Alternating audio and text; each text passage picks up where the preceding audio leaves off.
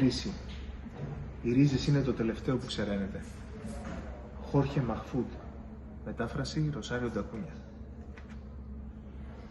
Εξαιρετικό βιβλίο άλλη μια φορά.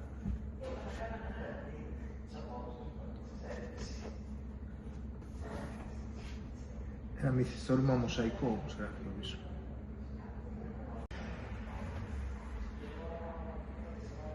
Η κρίση είναι ένα μυθιστόρημα μοσαϊκό με πολλούς πρωταγωνιστές, που είναι ταυτόχρονα ένας. Το μοσαϊκό αποτελείται από διαφορετικές στιγμές του δράματος, τις αγωνίες και τις ελπίδες των Ισπανόφωνων μεταναστών στις ΗΠΑ, στο πλαίσιο της μεγάλης ύφεσης.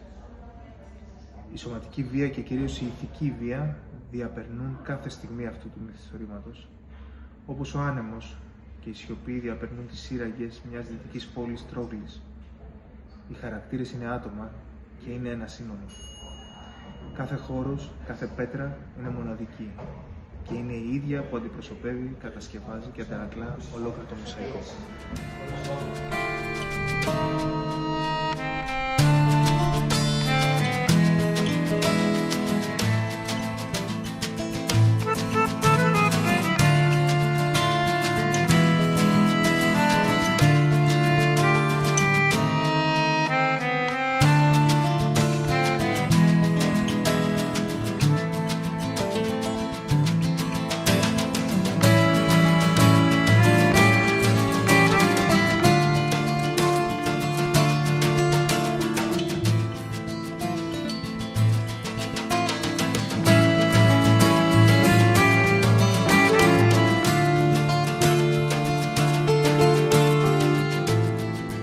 Το Άγριο Σύνοδο.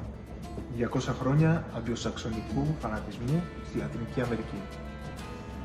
Του Χόρχε Μαχφούντ, μετάφραση Ροσάριο Ντακούνια. Ένα εξαιρετικό βιβλίο, πρώτη φορά στα ελληνικά. Το συστήνω ανεπιφύλακτα.